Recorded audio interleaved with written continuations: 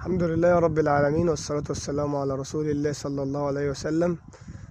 الريف المصري وجمال الريف المصري، ما شاء الله لا قوة إلا بالله.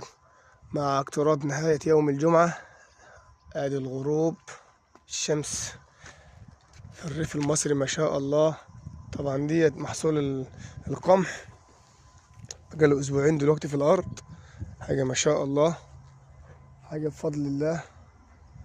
الجو في الريف المصري هنا بديع، اقسم بجلالة الله الجو في المصري بديع ما شاء الله.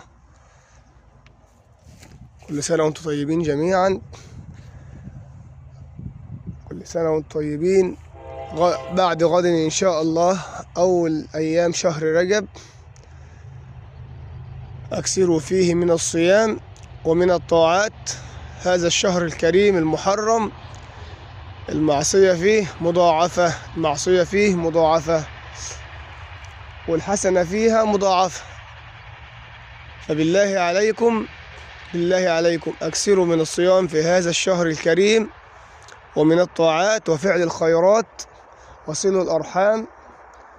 إن لم تستطع الصيام فلا تؤذي أحدا بلسانك، إن لم تستطع الصيام وإن لم تستطع أن تعمل خيرا مع أحدا أو تتصدق فلا تؤذي أحدا بكلامك وبلسانك. عليك بنفسك، عليك بنفسك. كل سنة وانتم طيبين، ونسأل الله جميعا أن يبلغنا رمضان ونحن في خير حال وفي أحسن حال يا رب. سلمنا من الأمراض يا رب العالمين، واشف كل مريض يا رب حق الأيام المفترجة القادمة. نسأل الله التوفيق والسداد. اللهم أعنا على الصيام يا رب العالمين، اللهم أعنا على الصيام في شهر رجب وشعبان يا رب العالمين.